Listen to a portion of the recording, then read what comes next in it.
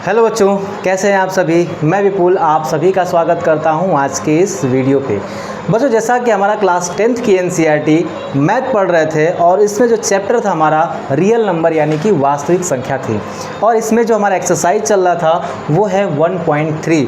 और इतना अच्छा एक्सरसाइज है कि इससे एक क्वेश्चन जो है आपके बोर्ड एग्जाम में मिलने वाले हैं और बहुत ही मज़ेदार एक्सरसाइज रहने वाला है। तो आइए वीडियो को एक बार लाइक कर दीजिएगा, शेयर कर दीजिएगा ताकि सभी बच्चों तक ये वीडियो पहुंच जाए, ठीक है ना। तो एक प्रमेय मैंने आपको यहाँ पे लिखा है, बहुत ही मज़ेदार प्रमेय है, बहुत ही आसान है। इतना सब आपको याद नहीं करना है, केवल लिखा था तो मैंने यहाँ पे भी लिख दिया, ठीक है ना। एनसीईआरटी कह रही है कि मान लीजिए कि p एक अभाज्य संख्या है। यदि p a स्क्वायर को विभाजित करती है तो p a को भी विभाजित करेगी, जहाँ a एक धनात्मक पूर्णांक है, ठीक है ना। इतना सब आपको याद करने की आवश्यकता नहीं है, केवल यह मतलब ध्यान में रखिएगा इस चीज़ को, ठीक है। अब देखिए ये कहना क्या चाहता है।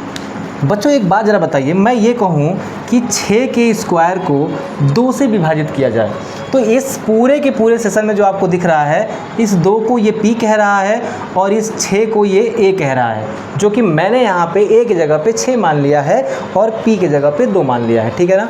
कह रहा है कि p a स्क्वायर को विभाजित करती है, यानी p a स्क्वायर को विभाजित कर रही है, यानी कि 6 का स्क्वायर, तो इसको आप स्क्वायर बना सकते हैं, कोई दिक्कत नहीं था। अब समझिए, चूँकि हम सब जानते हैं बाबू कि ये 6 के स्क्वायर को 2 विभाजित करेगा, कैसे 6 संग 36 हो जाएगा, बटे में 2 18 बार में कट जाएगा, ठीक है ना। अगर 6 का स्क्वायर विभाजित हुआ है तो 2 से ये 6 भी विभाजित होगा, 6 बटा में 2 क्या हो जाएगा बाबू, ये आपका सीधे सीधे हो जाएगा 3 बार में विभाजित। इतनी बात पता चली। बस वही कहना चाहता है कि p अगर a स्क्वायर को विभाजित कर रहा है तो p जो है a को भी विभाजित करेगा। ये प्रमेय है हमारा। बात समझ में आई? इतनी बात तो समझ में अगर आ गई होगी तो फिर हम इसको मिटा रहे हैं, फटाफट जो है आगे चलेंगे, ठीक है बच्चों। देखिए यहाँ पे ये प्रमेय जो है ना, आपको थोड़ा सा ध्यान में रखना है, और हम जो है जब एक्सरसाइज स्टार्ट करेंगे तो उसमें जो है इसका ज़रूरत पड़ने वाला है, ठीक है ना। आइए अब क्या करेंगे, अब हमें जो है ना थोड़ा सा 2 चीज़ों के बारे में जानना आवश्यक है। हम जानते हैं कि वास्तविक संख्या क्या है। जब मैंने वास्तविक संख्या स्टार्ट किया था उस समय से मैं बताते आ रहा हूँ कि वास्तविक संख्या है क्या। मैंने कहा था कि सभी परिमेय तथा अपरिमेय संख्याओं का ही जो है ये सम्मिलित रूप जो है आपका वास्तविक संख्या होता है। तो आखिर ये परिमेय और अपरिमेय संख्याएँ क्या हैं, तो मैं कहूँगा कि मान लो बच्चों यहाँ पर मैं सबसे पहले परिमेय संख्या लिख देता हूँ बाबू, ठीक है ना। परिमेय संख्या, ठीक है ना। परिमेय संख्या जिसको कि हम एक इंग्लिश में कह दे तो रेशनल नंबर भी कहते हैं इसको, ठीक है बाबू। और मैं यहाँ पे लेता हूँ अपरिमेय संख्या, अपरिमेय संख्या, ठीक है बाबू। इरेशनल नंबर, ठीक है बाबू। रेशनल नंबर और इरेशनल नंबर। आखिर परिमेय संख्या क्या है और अपरिमेय क्या है, यहाँ पे बताना इसलिए भी ज़रूरी है क्योंकि आगे इसका काम पड़ने वाला है बाबू, ठीक है। तो परिमेय संख्या उसे कहते हैं जो p/q के रूप का हो और q is equal to not to 0, ठीक है ना। q is not equal to 0, ठीक है बाबू, याद रखिएगा। यानी p/q के रूप का तो होगा बट q 0 नहीं होगा। डिनोमिनेटर जो होता है वो 0 नहीं होता है। इस बात को ज़रा आप ध्यान में रखिएगा, ठीक है बाबू। और दूसरी चीज़ कि अगर जैसे मान लीजिए मैं एग्जाम्पल के रूप में लूँ कोई परिमेय संख्या, तो आप कह देंगे सर 6/5, ये क्या है, एक परिमेय संख्या है, p/q के रूप का है। और देखिए यहाँ पे सारी नेचुरल नंबर यानी कि जो सभी प्राकृतिक संख्याएं, सभी पूर्ण संख्याएं, ये सब जो होती हैं बाबू, ये क्या होती हैं, आप कह सकते हैं सभी पूर्णांक जो होते हैं वो परिमेय संख्या के अंदर ही आते हैं। यहाँ तक कि 0 भी परिमेय संख्या है, ठीक है बाबू। आप कहेंगे कैसे 0 परिमेय संख्या है, मैं कहूँगा 0/1, 0 के बटा में 1 तो लिख सकते हैं ना। p 0 हो जाए, q 0 नहीं होना चाहिए। इस बात को ध्यान दीजिएगा आप लोग, ठीक है। अब चलिए, अब एक बात याद रखिएगा कि परिमेय संख्या का जो एकदम फाइनल रूप होता है ना, वो सहअभाज्य का होता है। अब आप कहेंगे सर ये सहअभाज्य क्या है, इंग्लिश में इसको को प्राइम नंबर कहते हैं बाबू, ठीक है ना। सहअभाज्य क्या है, मैं कहूँगा बाबू ये जो है ना, ये संख्या ये जो परिमेय संख्या है वो कैसी है, सहअभाज्य है। क्या है बाबू, सहअभाज्य है, को प्राइम नंबर है बाबू, ठीक है ना। अब देखिए ज़रा सहअभाज्य होता क्या है, ऐसी 2 संख्याएं जिनका जिनका जो मौसप है या फिर जिनका HCF है वो 1 है, या फिर जिन दो संख्याओं में कॉमन जो है वो 1 है, उसे हम कहते हैं सअभाज्य संख्या। ठीक है बाबू, जैसे कि आप देखेंगे 6 में कुछ नहीं तो 1, यहाँ पे कुछ नहीं तो 1। ठीक है बाबू, इनमें और कुछ कॉमन नहीं मिलेगा, लेकिन एक ज़रूर कॉमन मिल जाएगा, और एक ही मिलना चाहिए, एक के अलावा कोई कॉमन नहीं मिलना चाहिए। अगर एक के अलावा कुछ कॉमन मिल रहा है तो समझ जाइएगा वो सहअभाज्य संख्या नहीं है बाबू। ठीक है ना, जैसे कि मान लीजिए मैं कह दूं कि 8/10, तो यहाँ पे आपको कॉमन क्या मिल जाएगा, यहाँ पे 2 × 4 कर सकते हैं इसको, और इसको 2 × 5 कर सकते हैं। यहाँ पे 2 कॉमन मिल गया, तो याद रखिएगा एक के अलावा कुछ कॉमन मिल रहा है तो वो सहअभाज्य संख्या नहीं होगी। ठीक है बाबू, इसलिए इसको क्या करते हैं, इसलिए इसको हम कटा देते हैं। 2 4 जा क्या होगा यहाँ पे, 2 4 जा 8, 2 5 जा इतना, यानी कि 4/5 ये आएगा सहअभाज्य संख्या आएगी। इस बात को एकदम गौर से देखिएगा कि किसी भी परिमेय संख्या में एक के अलावा कुछ कॉमन नहीं आएगा, अगर आ रहा है तो वो फिर परिमेय संख्या नहीं है बाबू। ठीक है ना, चलिए अपरिमेय संख्या क्या है, जो P/Q के रूप में न आए। ठीक है ना, न हो, P/Q के रूप में न हो, वो क्या होती है, अपरिमेय संख्या होती है। ठीक है बाबू, अपरिमेय संख्या होती है, जिससे करनी में 2, करनी में 3, ठीक है ना, करनी में 5, पाई, ये सब क्या है बाबू आपके अब अपरिमेय संख्या है। ठीक है, तो चलिए अब जो है थोड़ा सा आते हैं अपने क्वेश्चन की तरफ। ठीक है बाबू, जो NCERT कराना चाहती है, यहाँ पे उदाहरण सहित हम सारी चीज़ों को लेने वाले हैं बाबू। ठीक है ना, चलिए अगर आप उदाहरण देखेंगे तो पहला ही क्वेश्चन दिया है ना NCERT ने कि करनी में 2 एक परिमेय संख्या है। क्या कह रहे हैं बेटा, एग्जाम्पल है ये, याद रखेंगे। ठीक है बाबू, करनी में 2 एक अपरिमेय, ठीक है बाबू, अपरिमेय संख्या है। इसे क्या करना है आपको, इसे सिद्ध करना है। कि सिद्ध कीजिए कि करनी में 2 जो है एक अपरिमेय संख्या है। तो कैसे सिद्ध करेंगे, इस बात को ज़रा ध्यान दीजिएगा। अगर हम किसी चीज़ को मान लीजिए कि अगर ये अपरिमेय संख्या है, तो एक बात मान लेते हैं, अगर ये परिमेय नहीं होगी तो जाहिर सी बात ये क्या है, अपरिमेय है। तो ज़रा सुनिए, यहाँ पे हम कर लेते हैं ना कि माना, हम क्या कर लेते हैं बेटा, माना करनी में 2 एक क्या है बेटा, परिमेय संख्या है। अब आप कहेंगे सर ये तो अपरिमेय सिद्ध करने के लिए बोल रहा है, आप परिमेय इसको सिद्ध करने के अंदर तुले हुए हैं। हम कहेंगे बिल्कुल हम पहले इसको क्या करेंगे ना, करनी में 2 को परिमेय लाने का प्रयास करेंगे, और अगर नहीं आया परिमेय तो समझ जाइएगा वो क्या है, वो अपरिमेय है।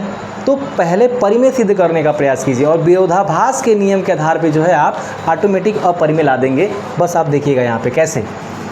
तो मैंने जो है ना यहाँ पर मान लिया कि ये एक परिमेय संख्या है।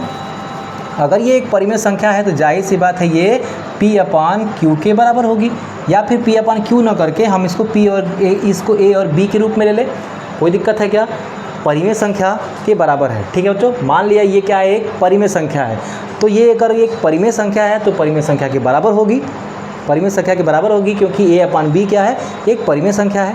ठीक है, और परिमेय संख्या के साथ साथ बेटा क्या है, ये सहअभाज्य भी हैं, इनमें कॉमन केवल क्या है, 1 है। अब सुनिए, इसका इधर गुणा कर देंगे तो A बराबर क्या आएगा, करनी में 2B आ जाएगा। तो आप करेंगे दोनों पक्षों का वर्ग, क्या करेंगे बेटा, दोनों पक्षों का वर्ग कर देंगे। अगर दोनों पक्षों का वर्ग कर देंगे तो A² = 2B² आ जाएगा, क्योंकि करनी का स्क्वायर क्या होगा, 2 हो जाएगा, करनी हट जाएगा, B का स्क्वायर, यानी कि B का स्क्वायर बराबर अगर आप नीचे लेके जाएंगे तो 2A का स्क्वायर आ जाएगा। ठीक है ना, 2A का स्क्वायर आएगा। थोड़ा देख लें कहाँ दिख रहा है, यहाँ पे। अब देखिए ज़रा यहाँ पे, सॉरी यहाँ पे मैंने अगर आपको बताया कि ये 2 नीचे जाएगा तो A² 2 होगा। ठीक है ना, सॉरी यहाँ पे अगर 2 को आप इस साइड ले जाएंगे बराबर के, तो गुणा से सीधे कहाँ पे आएगा, भाग में आएगा बाबू। ठीक है ना, भाग में आ जाएगा। इसका मतलब क्या है कि 2 जो है A² को विभाजित कर रहा है। इसका मतलब क्या है बेटा, 2 जो है A² को विभाजित कर रहा है। यहाँ पे क्या है, 2 A² को विभाजित कर रहा है, तो आप लिखेंगे चूँकि 2A² को क्या करता है बेटा, विभाजित करता है, इसलिए क्या होगा, 2A को भी क्या करेगा, विभाजित करेगा। दिख रहा है क्या, देखते हैं ठीक है बाबू, विभाजित करेगा। ये क्या है हमारा, यही तो प्रमेय था ना, यही तो प्रमेय था। अगर 2a² को विभाजित कर रहा है तो 2a को भी करेगा। ठीक है, 2 क्या कर रहा है, a को विभाजित कर रहा है। और कोई भी संख्या अगर विभाजित करती, जाहिर सी बात है उसका गुणनखंड होगा। कैसे, मान लीजिए कि 6 जो है 6 को 2 विभाजित कर रहा है, तो 6 को अगर 2 विभाजित कर रहा है, इसका मतलब क्या है, इस 6 में 2 का कुछ ना कुछ गुणनखंड है, तभी जा कर के उसको विभाजित कर रहा है। तो आप कहेंगे जी सर बिल्कुल, क्योंकि 2 × 3 जो है क्या हो रहा है, ये उसका 2 क्या है, 2 एक गुणनखंड के रूप में आ जा रहा है, तभी तो कटेगा। गुणनखंड नहीं रहेगा तो कटेगा क्या। इसलिए आप देख रहे हैं a² को विभाजित कर रहा है, a² को विभाजित कर रहा है। तो अगर हम a बराबर क्या कर लें, a बराबर 2 × c कर लें। अब कहे सर ये c कहाँ से आ गया, मैं कहूँगा बेटा देखो ये जो 6 था, 6 को हमने क्या किया था, 2 × 3 किया था ना, तो ये 2 आ गया, लेकिन 3 एक अलग नंबर आ गया, एक अलग संख्या आ गई, इसलिए इस 3 को ही हमने क्या कर लिया, c मान लिया। 3 को ही क्या मान लिया बेटा, c मान लिया। अब थोड़ा सा बहुत ही मतलब मज़ेदार दिमाग लगाएंगे, ठीक है बाबू। अगर a² बराबर क्या हो गया, सुनिए, पर a बराबर क्या है, 2c है बाबू ना, a बराबर क्या है आपका, 2c हो गया। इतना तो मुझे नहीं लगता है कि किसी को भी दिक्कत आने वाली है, इतना तो किसी को भी दिक्कत नहीं आने वाली है, और इतना जो है मज़ा आने वाला है। ठीक है बाबू, चलिए अगर आप देखेंगे सारी चीज़ों को, अगर आप देखेंगे बेटा सारी चीज़ों को, तो हम क्या करेंगे कि यहाँ पे अगर चीज़ देखिए, अगर यहाँ पे a² बराबर कितना है बेटा, 2b² है, ठीक है ना। और इसने हमने नीचे जब किया था तो 2 क्या कर रहा था, a² को विभाजित कर रहा था। अगर 2 a² को विभाजित कर रहा है तो 2 जो है a को भी विभाजित करेगा। ठीक है बाबू, ठीक है बाबू, a को भी विभाजित करेगा। चलिए तो हमने क्या कर लिया यहाँ पे 2, तो आप देखेंगे यहाँ पे, तो हमने क्या किया कि जो a की जगह पे मान लिया, ये मान लिया कि 6 है, मैंने आपको बस समझाने के लिए मान लिया कि 6 है, और 6 2 को विभाजित, 6 जो है 2 से विभाजित हो रहा है, तो 6 को हम 2 × 3 के रूप में कर सकते हैं। तो क्यों 2 × 3 के रूप में किया, क्योंकि जिससे विभाजित हो रहा है उसका कहीं ना कहीं गुणनखंड रहा होगा उसमें, तभी तो कट रहा है, तो हमने इस रूप में कर लिया। तो हम इसको 2 दिखा दिए, और ये एक अलग संख्या आ गई, इसको c दिखा लिए, और 6 को ही तोड़ा था और 6 को हमने a माना था, है ना। बस अब यहाँ से आप हटा दीजिए इसको, ठीक है बच्चों। अब सुनिए यहाँ पे, अब इस a की वैल्यू उठाइएगा और यहाँ रख दीजिएगा। हम इसको मान लेते हैं समीकरण संख्या 1, ठीक है ना। क्या कहेंगे आप कि a बराबर कितना था आपका, a बराबर 2c आ रहा है, तो समीकरण 1 में रखने पर बाबू, ठीक है ना, रखने पर, समीकरण 1 में रखने पर, देखिए ज़रा ध्यान से, अगर समीकरण 1 में ला करके रख रहे हैं यहाँ पे, तो क्या होने वाला है, a की जगह पे 2c, a की जगह पर रखिए बेटा, तो 2c² बराबर 2b का स्क्वायर ऑलरेडी है यहाँ पे, स्क्वायर होगा तो 4c² बराबर 2b का स्क्वायर, है ना, 2b का स्क्वायर, क्योंकि 2 का स्क्वायर 4, c का स्क्वायर 3², और ये वैसे ही है, ये कटाएंगे तो बेटा 2 बार में कट जाएगा, यानी 2c² बराबर b का स्क्वायर। फिर से अगर ये नीचे जाएगा बाबू तो क्या हो जाएगा, c² बराबर b का स्क्वायर बटा में 2, यानी यहाँ से एक और चीज़ निकल के आ रही है, चूँकि यहाँ पे निकला कि 2a² को विभाजित कर रही है, फिर अब यहाँ पे निकल गया कि जो 2 है वो b² को भी विभाजित कर रही है, ठीक है ना, 2 b² को विभाजित करती है, करती है 2 क्या कर रही है बेटा, b² विभाजित करती है, तो 2 क्या होगा, b को भी विभाजित करेगी। बात समझ आ रही है, करेगी। इसका मतलब क्या है, ये जो 2 है ना, ये जो 2 है बेटा, वो इसको भी विभाजित कर रही है, इसको भी विभाजित कर रही है, यानी दोनों में क्या होगा, 2 गुणनखंड के रूप में है, दोनों में 2 जो है कॉमन के रूप में है, इसीलिए 2 जो है इसको विभाजित कर रही है और इसको विभाजित कर रही है। इसका मतलब 2 जो है इन दोनों में है, और मैंने आपसे बार बार कहा था कि ये जो है एक को प्राइम नंबर है, को प्राइम नंबर मतलब सहअभाज्य संख्या है, इसमें जो है कॉमन केवल 1 है, तो 2 का कोई क्वेश्चन ही नहीं उठता, 2 हो ही नहीं सकता, ठीक है ना। इसलिए ये जो है हमने जो परिमेय संख्या के रूप में माना था इसको, ये परिमेय संख्या नहीं है, बल्कि ये एक अपरिमेय संख्या है, ठीक है बच्चों। इसलिए क्या कहेंगे, इसलिए चूंकि क्या है बाबू, a और b क्या था, सहअभाज्य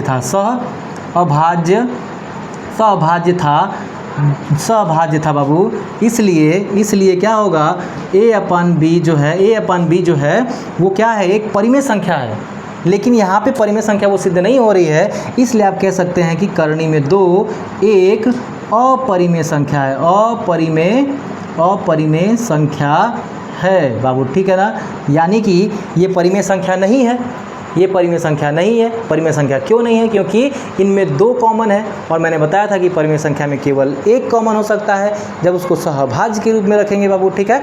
तो फटाफट जो है इसका आप लोग स्क्रीनशॉट ले लीजिएगा। इसी टाइप में मैं आपको करनी में 3 भी बता दे रहा हूँ, ठीक है ना, ताकि एक बार फिर से क्लियर हो जाएगा। फटाक से इसका स्क्रीनशॉट ले लीजिए। चलिए आइए एक बार करनी में 3 भी मैं यहाँ पे ले लेता हूँ ताकि आपको सारी चीज़ें समझ में आ जाएं, ठीक है बच्चों। देखिए करनी में 3 भी ले लेता हूँ, ठीक है। अगर एक समझ नहीं आया तो एक बाद में इसको भी देख लीजिएगा, ठीक है। चलिए यहाँ पे मैंने ले लिया करनी में 3। ये आपका उदाहरण कौन सा होने वाला है? आपका उदाहरण शायद 9 है, ठीक है ना। एग्जाम्पल 9 है बाबू, ठीक है। एग्जाम्पल 9 ध्यान दीजिएगा। यहाँ पे कह रहा करनी में 3 जो है एक अपरिमेय संख्या है। मैंने फिर से कहा है कि यहाँ पे इसको मान के चलेंगे परिमेय संख्या है। क्या मान के चलेंगे बेटा? परिमेय संख्या। कि माना करनी में 3 क्या है? एक परिमेय संख्या है। क्या है बाबू? परिमेय संख्या है। तो परिमेय संख्या है तो a अपन b के रूप का आएगा। इसको इधर लेके जाएंगे तो a बराबर क्या होगा बेटा? यहाँ पे करनी में 3b हो जाएगा। फिर कहेंगे सर दोनों पक्षों का वर्ग करने पर, दोनों पक्षों का वर्ग कर दीजिए तो क्या हो जाएगा? a का स्क्वायर, इसका करेंगे तो 3 और ये हो जाएगा b का स्क्वायर। इसको अगर नीचे लेके, क्योंकि इसको आप समीकरण संख्या 1 मान लीजिएगा, ठीक है बाबू। इसको आप नीचे लेके आएंगे ना तो b स्क्वायर बराबर हो जाएगा a स्क्वायर अपॉन 3, यानी कि 3 जो है a स्क्वायर को विभाजित करता है। क्या होगा? 3 a स्क्वायर को क्या करता है बेटा? विभाजित करता है। इसलिए 3 a को भी विभाजित करेगा। a को भी क्या करेगा बेटा? विभाजित करेगा। ज़रा ध्यान दीजिएगा। अब अगर ऐसा हो रहा है तो ज़रा ध्यान दीजिएगा। मैं कह रहा हूँ कोई एक ऐसी संख्या है जो कि 3 से विभाजित हो रही है, ठीक है ना। तो हम मान के चलते हैं कि 15 एक ऐसी संख्या है जो 3 से विभाजित हो रही है। ये 3 से विभाजित इसलिए हो रही है, ये 15 बेटा 3 से विभाजित इसलिए हो रही है क्योंकि इसमें 3 का कुछ न कुछ गुणज है, 3 का, इसीलिए 3 से विभाजित हो रही है वो। तभी तो 3 से 3 कटेगा, ठीक है बाबू। 3 से 3 कब कटेगा? जब उसका 3 का गुणज होगा उसके अंदर। इसलिए ये 15 को हमने क्या माना था? a माना था, है ना। यही 15 a था। और यहाँ पे क्या है? अब इसको जब तोड़ा तो ये 3 के रूप में आ गया और ये एक अलग संख्या आ गई। तो मान लेते वो संख्या क्या है? c है। वो संख्या क्या है? c है। अब मिटा दीजिए इसको, ठीक है ना। क्या आया? a बराबर 3c। कहाँ रखेंगे? समीकरण 1 में। क्या रखेंगे बेटा? समीकरण 1 में। समीकरण 1 में ला करके रखिए। कहाँ गया समीकरण? यहाँ पे है। तो क्या करेंगे? 3c का स्क्वायर बराबर 3b का स्क्वायर। इसका मतलब क्या होगा? 3 का स्क्वायर 9 हो जाएगा, इसका स्क्वायर c स्क्वायर, ये है आपका 3b स्क्वायर। 3 से बेटा कटाएंगे 3 बार में कट जाएगा, इसलिए b स्क्वायर बराबर क्या हो गया? यहाँ पे छोड़िए, यहाँ पे आप कह सकते हैं कि 3c स्क्वायर बराबर b का स्क्वायर बचा। 3 को नीचे लेके जाएंगे तो c का square is equal to b का स्क्वायर अपॉन 3। यानी बच्चों क्या है यहाँ पे? 3 जो है वो b स्क्वायर को विभाजित करता है, क्योंकि नीचे आ गया, बटाई में आ गया। इसका मतलब क्या है? विभाजित कर रहा है। को क्या कर रहा है बेटा? विभाजित कर रहा है। विभाजित करता है, ठीक है ना। तो 3 a को भी क्या करती है बेटा? विभाजित करती है। याद रखिएगा, विभाजित करेगी, क्योंकि प्रमेय ही कह रहा है अगर a स्क्वायर को विभाजित कर रहा है तो a को भी करना है उसको विभाजित, ठीक है ना। अब बच्चों जरा बताइए, मैंने आपसे क्या कहा? सॉरी b है ना, ये नहीं b है। b स्क्वायर कर रहा है तो b को भी करेगा। मैंने आपसे बेटा कहा कि एक परिमेय संख्या जो होती है वो को प्राइम होती है। को प्राइम का मतलब सहभाज्य होती है, उसमें कॉमन केवल 1 होगा। लेकिन यहाँ पे a को भी 3 काट रहा है, b को भी 3 काट रहा है। इसका मतलब है कि इनके बीच जो कॉमन है वो 3 है, यानी कि ये एक परिमेय संख्या न होकर के एक अपरिमेय संख्या है। इसलिए करनी में 3 क्या होगा? इसलिए करनी में 3 एक क्या है बेटा? अपरिमेय है। अपरिमेय संख्या है विरोधाभास के नियम से, ठीक है ना। परिमेय संख्या हो ही नहीं सकती वो, क्योंकि दोनों कट रहे हैं, ठीक है बाबू। चलिए तो इसका भी आप जो है स्क्रीनशॉट ले लीजिए, फिर आते हैं फटाक से एक्सरसाइज के ऊपर, ठीक है बाबू।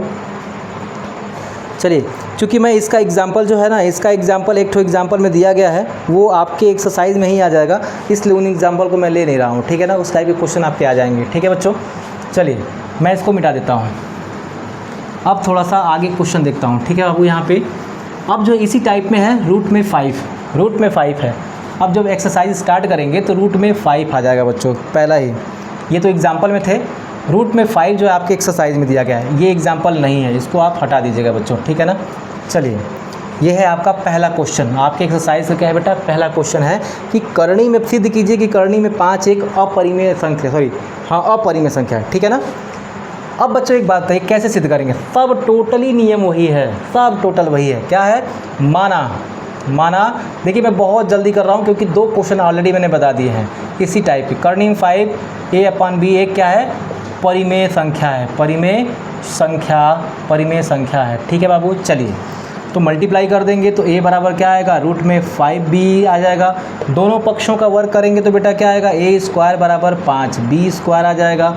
अगर इसको हम समीकरण 1 मान लें और 5 को इधर लेके जाएं तो b² बराबर a² आ जाएगा। इसका मतलब क्या है कि 5 a² को विभाजित करता है, तो 5 a को भी क्या करेगा, विभाजित करेगा बाबू, ठीक है ना, विभाजित करेगा। बात समझ में आ रही है, ठीक है, मज़ा आ गया। तो आप कहेंगे सर जी अगर a² है तो बस वही पीछे की भांति जो है a को हम किसके बराबर मान लेंगे, 5c के बराबर। क्यों माने, क्योंकि अगर a विभाजित हो रहा है इसका मतलब ये है कि उसमें 5 का कहीं ना कहीं कुछ गुणनखंड है, 5 का कहीं ना कहीं गुणनखंड है। जैसे मान लीजिए कि यहाँ पे हम बात कर रहे हैं 50 की, 50 अगर विभाजित हो रहा है इसका मतलब है कि 5 × 10 दिया गया होगा, ठीक है ना, तभी तो ये 5 से विभाजित हो रहा है, ठीक है ना। तो अगर ये a है जो कि 5 से विभाजित हो रहा है, इसका मतलब उसमें गुणनखंड क्या है, 5 का होगा। और ये एक अलग संख्या जो मिल रही है उसको हमने c मान लिया, यहाँ पे कोई दिक्कत नहीं है। चलिए, तो हम बेटा करेंगे क्या, सीधी सीधी बात, उठा करके इसको समीकरण 1 में रख देंगे। क्या करेंगे, समीकरण 1 में रखने पर ला करके रखिए तो कितना हो जाएगा, 25c², ठीक है बाबू। और ये क्या है, 5b², कटा देंगे 5 बार में, यानी कि क्या हो जाएगा, ये 5 इधर जाएगा तो c² बराबर कितना हो गया, b² / 5। इसका मतलब 5b² को भी विभाजित कर रहा है। तो आप कहेंगे चूँकि 5b² को विभाजित करता है, b² को विभाजित करता है, इसलिए 5b को भी विभाजित करेगा, b को भी विभाजित करेगा, ठीक है बाबू। अब सुनिए, 5 जो है a को भी विभाजित कर रहा है, 5 b को भी विभाजित कर रहा है। अब बताइए यहाँ पे, यानी कि 5 a और b दोनों में कॉमन है, और मैंने कहा था कि कॉमन होगा नहीं, कॉमन तो केवल 1 होना चाहिए। अगर ये परिमेय संख्या है तो ये परिमेय संख्या नहीं हो सकती, इसलिए करणी में 5 है ना, इसलिए करणी में 5 एक क्या है बेटा, अपरिमेय संख्या है, ठीक है बाबू। तो फटाक से इसका स्क्रीनशॉट लेते हैं, फिर देखते हैं अगला क्वेश्चन, ठीक है बाबू। अगले क्वेश्चन पे आते हैं। अब बहुत छोटा क्वेश्चन है, फटाफट ख़त्म हो जाएगा, ठीक है ना, इतना नहीं है। आते हैं बेटा आगे, चलिए अब जो है ना, अब आगे के क्वेश्चंस को देखते हैं। यहाँ पे अगला इसमें दूसरा क्वेश्चन कह रहा है कि सिद्ध कीजिए कि, दूसरा क्वेश्चन क्या कह रहा है बेटा, सिद्ध कीजिए कि, ठीक है बाबू। यहाँ देखिए, सिद्ध कीजिए कि 3 + 2 करणी में 5 एक अपरिमेय संख्या है, परिमेय संख्या है। बेटा एक बात याद रखिएगा, किसी परिमेय संख्या में अगर अपरिमेय संख्या जोड़ें, घटाएं, गुणा करें, भाग करें तो हमेशा वो पूरी संख्या क्या निकल के आती है, अपरिमेय ही निकल के आती है, याद रखिएगा, ठीक है ना। तो प्रूफ कैसे करेंगे इस चीज़ को, ठीक है बच्चों। तो हम कहेंगे कि माना, वही हमारा नियम रहने वाला है, माना 3 + 2 करणी में 5 बराबर a/b एक क्या है, परिमेय संख्या है। क्या है बेटा, परिमेय संख्या है। इसलिए इसको इधर लेके आइए तो 3 - a/b हो जाएगा, है ना। या फिर रुकिए, यहाँ पे इसको आप यहीं छोड़ दीजिएगा, इसको आप यहीं छोड़िए, इसको इधर लेके आइए तो क्या होगा, a/b तो यहीं पे है, 3 जब इधर आएगा तो -3 हो जाएगा। अब एक बात आप बताइए, a/b भी परिमेय संख्या है और -3, ये जो 3 है वो भी परिमेय संख्या है। क्यों, क्योंकि 3 के नीचे 1 आता है, तो p अपन q के रूप का है, ये भी एक परिमेय संख्या है। तो परिमेय संख्या के बराबर कभी अपरिमेय संख्या नहीं हो सकती। आप कहेंगे सर जी कैसे ये परिमेय है? मैं कहूँगा बच्चों अभी तक मैं तो प्रूव करते ही तो आ रहे थे हम लोग कि करणी में 5 क्या है, एक अपरिमेय संख्या है। तो आप कहिएगा चूँकि करणी में 5 एक अपरिमेय है, अपरिमेय संख्या है, इसलिए अपरिमेय संख्या परिमेय के बराबर नहीं हो सकती। याद रखिएगा, अगर ये परिमेय संख्या के बराबर नहीं है, यानी हमने परिमेय संख्या तो माना था ना, लेकिन कह रहा है कि परिमेय के बराबर नहीं होगा। अतः क्या है ये? अतः 3 + 2 करणी में 5 एक अपरिमेय है। तो बच्चों यहाँ पे फटाक से इसका भी आप लोग स्क्रीनशॉट लीजिए। अगला देखते हैं, ठीक है बच्चों, अगला देखते हैं, ठीक है। आइए, तो इसको जो है खटाखट ले लीजिए आप लोग स्क्रीनशॉट। अब देखिए, अब अगला क्वेश्चन क्या कह रहा है, तीसरा वाला। तीसरा में 2 क्वेश्चन है।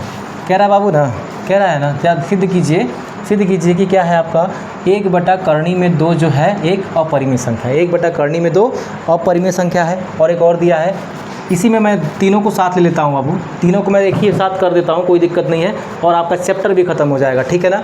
एक कह रहा है कि करणी में इसको सिद्ध करना है, और सेकंड वाला आपसे क्वेश्चन पूछा है ना, सेकंड वाला कि 7 करणी में 5 को ये भी सिद्ध कीजिए। और थर्ड वाला में दिया है आपका, थर्ड वाला दिया बेटा कि 6 + करणी में 2। इन तीनों को मैं एक ही साथ हल कर दे रहा हूँ ताकि आपको कोई दिक्कत नहीं होगा।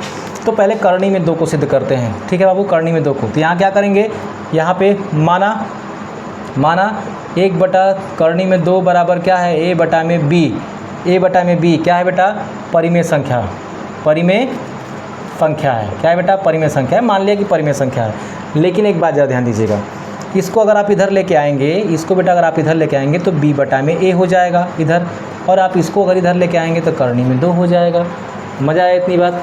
अब सुनिए यहाँ पे ज़रा कि चूँकि b बटा में 1 क्या है बेटा, परिमेय है, परिमेय संख्या है ना, परिमेय संख्या है बाबू। लेकिन क्या है, परंतु क्या है, परंतु बेटा यहाँ पे करणी में 2 एक क्या है, एक अपरिमेय है, अपरिमेय संख्या है। और परिमेय संख्या कभी अपरिमेय के बराबर नहीं होती है, इसलिए 1 करणी में 2 एक क्या है बेटा, अपरिमेय संख्या है। इस बात को याद रखेंगे। अब देखिए इसी में इसको भी निपटा देते हैं बेटा, ठीक है ना। 7 करणी में 5 बराबर अगर हम मान लें a बटा में b, मान लिया कि परिमेय संख्या है, ठीक है बाबू, मान लिया कि परिमेय संख्या है। तो एक बात बताइए, चूँकि क्या है बाबू, चूँकि a बटा में b एक क्या है, एक परिमेय है, परिमेय संख्या है बाबू यहाँ पे। परंतु क्या है, परंतु करणी में 5 एक अपरिमेय है, अपरिमेय संख्या, और कभी भी परिमेय संख्या अपरिमेय के बराबर नहीं होगी। इसलिए 7 करणी में 5 एक क्या होगा, अपरिमेय संख्या है। याद रखेंगे इस चीज़ को। मज़ा आया। अब देखते हैं, इसको भी निपटा देते हैं यहीं पे, और चैप्टर इसी के साथ क्या हो जाएगा, ये सॉरी चैप्टर नहीं, एक्सरसाइज खत्म हो जाएगा, ठीक है ना। ये क्या है, माना 6 + करणी में 2 क्या है बाबू, 1 बटा में b क्या है, परिमेय है। अब जो है ना 6 को उधर लेके जाइए तो a बटा में b -6 हो जाएगा, और ये करणी में 2 आपका ऐसे ही रहेगा। ये भी परिमेय संख्या है और ये भी परिमेय संख्या है, और 2 परिमेय संख्या, यहाँ पे ये एक परिमेय संख्या, लेकिन ये करणी में 2 क्या था, अभी प्रूफ किया, अपरिमेय है। तो आप क्या कहेंगे, a बटा में b -6 एक क्या है बेटा, परिमेय है। परंतु करणी में 2 क्या है बाबू, अपरिमेय है। अपरिमेय जो है यहाँ देखिएगा, चूँकि परिमेय जो होता है बाबू वो इक्वल नहीं होता है अपरिमेय के, है ना। इसलिए ये परिमेय संख्या जो हम माने थे वो हमारा मानना गलत था। ये क्या होगा, अपरिमेय ही होगा। 6 + करणी में 2 एक अपरिमेय है, अपरिमेय संख्या है। और इसी के साथ आपका जो एक्सरसाइज है वो ख़त्म हो जाता है। तो फटाक से आप लोग इसका स्क्रीनशॉट ले लीजिए। आज का ये वीडियो कैसा लगा है कमेंट करके ज़रूर बताइएगा और फिर मिलेंगे अगले वीडियो में। आज के लिए इतना ही। जय हिंद।